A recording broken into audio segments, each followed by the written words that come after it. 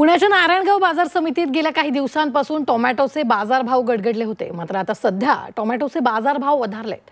मात्र या अवकाळीच्या संकटाने मोठ्या प्रमाणात नुकसान झाल्याने बाजार समितीत टोमॅटोची आवक घटली आहे।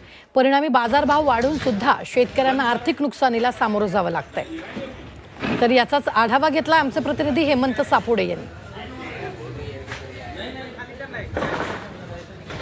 राज्यात मान्सूनपूर्व पावसाचं जोरदार आगमन झालेलं आहे। राज्याच्या सर्वदूर भागात जोरदार पावसाची बॅटिंग सुरू आहे। मात्र या पावसामुळे कुठेतरी टोमॅटो पिकाचे मोठ्या प्रमाणात नुकसान होत आहे। मी सध्या नारायणगाव बाजार समितीत आलेलो आहे। आपण या ठिकाणी पाहू शकता शेतकऱ्यांनी या ठिकाणी विक्रीसाठी टोमॅटो आणलेला आहे। मात्र आपण टोमॅटोची जर ही परिस्थिती पाहिली तर पाहिजे त्या प्रतीच्या ठिकाणी टोमॅटो पाहायला मिळत नाही।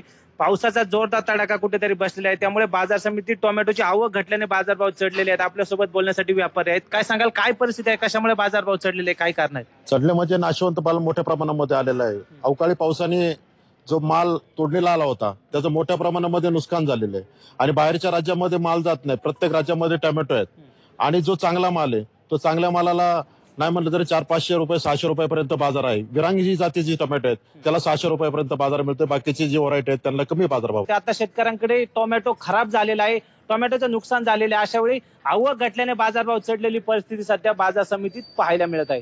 Hemant Sapude, Zee media, Narayangaon, Pune. संभाजीनगरात वादळी वाऱ्यासह मुसळधार पावसाचा फटका बसलाय। वादळी वाऱ्यामुळे पपई, आंबा, डाळिंब, केळी फळबागांचं मोठं नुकसान झालंय। अनेकांच्या घरावरील पत्रे उडून गेलेत। घरांवर झाडं कोसळल्यानं सर्व साहित्यांचं नुकसान झालंय।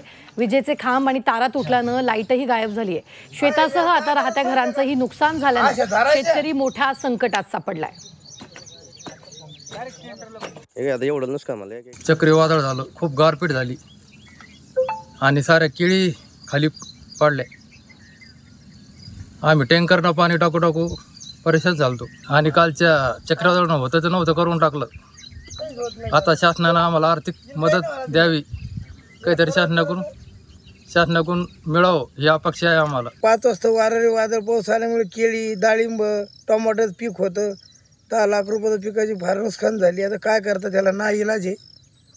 शेतकऱ्यासाठी काय आहे, पाऊस कधी बी नुकसानीचा ठरतो, त्याला आता ना इलाज आहे। शेवट सरकारनं काहीतरी भरपाई द्यावा आम्हाला।